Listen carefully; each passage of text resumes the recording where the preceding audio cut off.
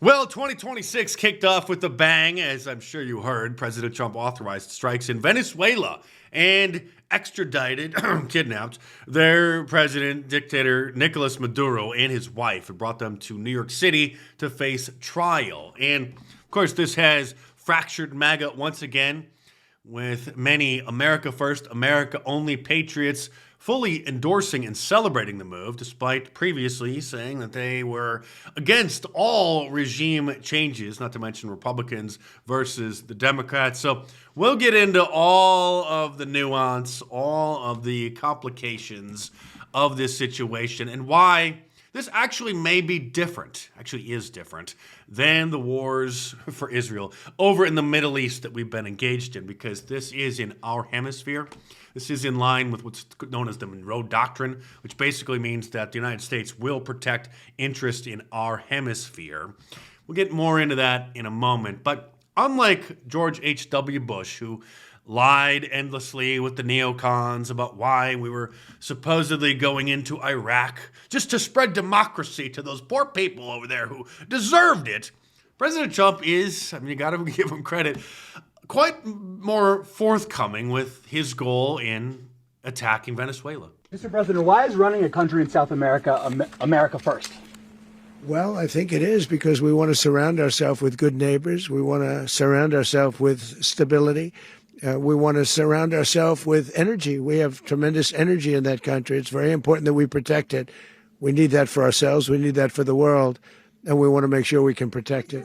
You know, you may agree or disagree with his decision to go and attack Venezuela and institute regime change over there, but you do got to admit, at least he isn't beating around the bush or lying like the Bush crime family did, and is just openly admitting that, well, we did it because we're going to take their oil. Now, to be clear, I'm not endorsing this. I'm not celebrating this. I'm not excited about this. I'm just going to present both sides of the argument here, and you can make up your mind. And time will tell whether or not this was the right decision or not. A lot of people thought that President Trump bombing Iran's supposed nuclear facilities was going to start World War III. That was 6 months ago now. That story obviously died down within about 48 hours, and thankfully, nothing became of it. And while that was America doing Israel's dirty work, again, this actually is in line with the Monroe Doctrine, but it's not just about us taking Venezuela's oil. As Marco Rubio openly admits, it's really about stopping Venezuela from selling their oil to China. They're violating sanctions. We don't want China to have, well, any powerful resources getting shipped into there. And so Venezuela was the largest exporter of oil to China. And as Marco Rubio admits, looking here like he hasn't slept in days, that was really the primary reason. But how does the United States intend to secure the oil fields? Won't that take U.S. troops? Well, ultimately, this is not about securing the oil fields. This is about ensuring that no sanctioned oil can come in and out until they make changes to the governance of that entire industry. Because right now, that industry is non-existent in the traditional way. These oil fields basically are pirate operations. People literally steal the oil from the ground. That's how they hold this regime together. A handful of cronies benefit from this oil, specific oil wells. They're producing at like 18% capacity because the equipment is all decrepit, and they basically pocket the money to their benefit. They sell the oil at a discount in global markets, 40 cents on the dollar. To China. So he still is trying to beat around the bush here and portray it as if we're doing this to help the poor Venezuelan people. But in reality, like I said, we're doing this to stop them selling their oil to China. Of course, there is the cover story out there that, well, they were shipping fentanyl into America, so we had to go down there and stop them. But fentanyl wasn't coming from Venezuela. The fentanyl is coming from China and then into Mexico through Mexico's border with us. So I guess I would probably support attacking areas of Mexico, which President Trump said, well, something is going to have to be done with Mexico, and has floated further intervention with them. Land, but it sounded like and by the way, you have to do something with Mexico. Mexico has to get their act together because they're pouring through Mexico, and we're going to have to do something. We'd love Mexico to do it. They're capable of doing it, but unfortunately, the cartels are very strong in Mexico. I remember one time you actually, speaking of Mexico, I asked you about Claudia Sheinbaum, and you told me... Claudia Sheinbaum, the president of Mexico. Not Claudia Lopez, Claudia Sheinbaum. And of course, you're not allowed to criticize her, otherwise you'll be called anti-Semitic. So we'll just have to leave it at that. At one point, you had offered to send U.S. troops into Mexico to combat drug trafficking there. Is that something you have spoken to her about? I think she's a terrific person. I would say every single time I talk to her, I offered to send troops. And she's just not willing? She's concerned. She's a little afraid. The cartels are running Mexico. Whether you like it or not, it's not nice to say, but the cartels are running Mexico. And again, I would support kinetic military action, strikes into Mexico, maybe even an invasion. That would be America first, because they obviously are a criminal regime right next door that have been not only responsible for flooding us with tens of millions of criminal invaders, cultural insurrectionists, welfare leeches, contributing to the housing crisis, but also allowing countless tons of drugs to come in through the border. Here's Marco Rubio on Meet the Press over the weekend, admitting the obvious that the Trump administration also has their eyes set on Cuba in order to secure and stabilize that country. And again, this is totally different than us getting involved in wars in the Middle East for Israel.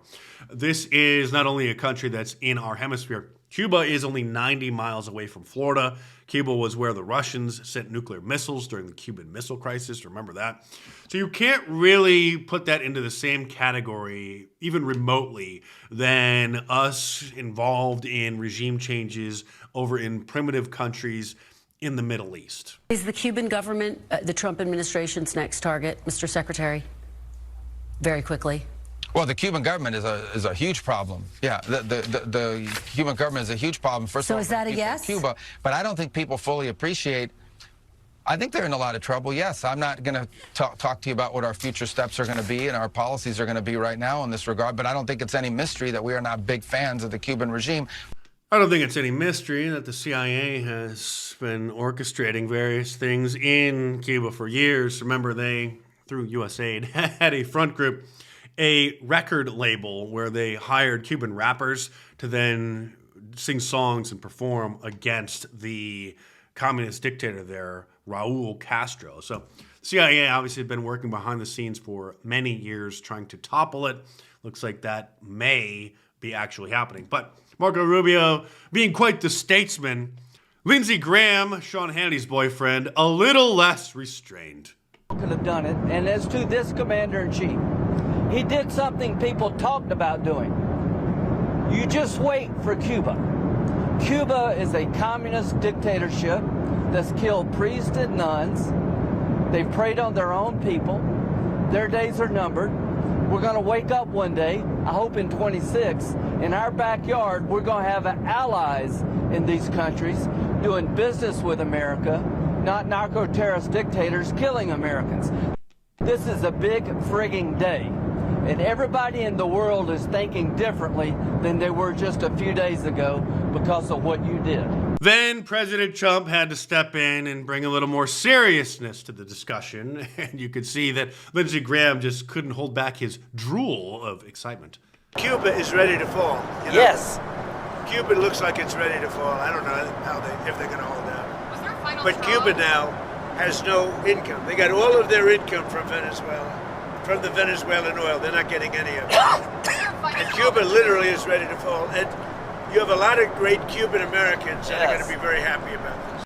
Well, there could be a silver lining to this cloud, because if Cuba's regime does collapse, obviously under the covert orchestration of the CIA or maybe some overt kinetic action from President Trump, then maybe there will be tens of thousands, hundreds of thousands of Cubans who leave America and go back home. In all seriousness, though, well, actually, I was being serious there. Foreigners, get out. But things are getting very serious, and it looks like President Trump is trying to position the United States in a way for a deterrent against any possible future military conflict with China. And that's why he will not stop talking about wanting to take over Greenland. Now, when you say take over Greenland, that does not mean that we're going to take strategic kinetic military action against Greenland.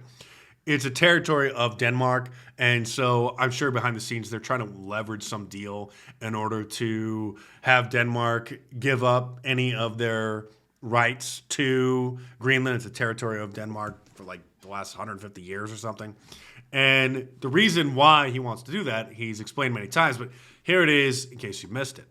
We need Greenland for national security, not for minerals. We have so many sites for minerals and oil and everything. We have more oil than any other country in the world. We need Greenland for national security. And if you take a look at Greenland, you look up and down the coast, you have Russian and Chinese ships all over the place. Greenland also obviously in the Northern Hemisphere, very close to the United States. And I'm not like endorsing all these moves. I'm just giving you the full context of the rationale behind them and the nuance of how this actually is dramatically different than the interventions that the United States has been involved with, the regime changes, boots on the ground, wars in the Middle East. And it is in line with the Monroe Doctrine, a longstanding U.S. military policy that was put in place by President Monroe a long time ago, which says that the United States will intervene in regions or conflicts or start conflicts in our own hemisphere because those are of matters of national security, as opposed to some country over in the Middle East, Israel's enemies, because Iran having a nuclear weapon certainly isn't going to affect us. It's going to affect Israel, obviously, which is why they needed us to do their dirty work, and why Benjamin Netanyahu has been saying that they're 6 months away from getting a nuclear weapon every 6 months for the last 25 or 30 years, trying to scare people into supporting intervention over there. Congressman Thomas Massie, very upset about it, taking to the floor of the House and saying this. If it were about drugs, we'd bomb Mexico or China or Colombia, and the president would not have pardoned Juan Orlando Hernandez. This is about oil and regime change. Well, I mean, it is. But again, to President Trump's credit, he did admit that. And President Trump did hint that the same thing that happened to Venezuela may actually happen to Colombia as well. This was yesterday during the press gaggle on Air Force One. Colombia is very sick, too, run by a sick man who likes making cocaine and selling it to the United States. And he's not going to be doing it very long, let me tell you. What does that mean? He's not going to be doing it very long. He's not doing it very long. He has cocaine mills and cocaine factories. He's not going to be doing it very long. So there will be an operation by the U.S. and It sounds Colombia? good to me. Secretary Rubio mentioned Cuba yesterday. They kill a lot of people, yeah. Well, I guess that cat's out of the bag. Marjorie Taylor Greene also extremely upset. She did some of the rounds on the Sunday talk shows, also resigning from Congress today. I think she had one more year left in her term, but she said that she's not going to seek re-election after President Trump was picking on her, and that she is resigning from Congress, which is a terrible disappointment. I can understand not wanting to get reelected. Washington, D.C. is such a disgusting place, such a dirty business. But why do you got to quit, especially when you only have 1 year left in your term? I will not quit, however, even though I wanted to put off my return for a couple more days because I've been battling a cold, if you can't tell. But it's already the 5th of January. This year is, I have a feeling, going to get even crazier by the day. So I felt I needed to return. If you want to support my channel, support my work, then just buy me a coffee by clicking the link in the description below. It's a great crowdsourcing service, much better than leaving a super thanks or a super chat because YouTube takes 30% off the top. So just click the link in the description below. Buy me a coffee if you want to show some support for my channel. And stay tuned, and I will see you soon.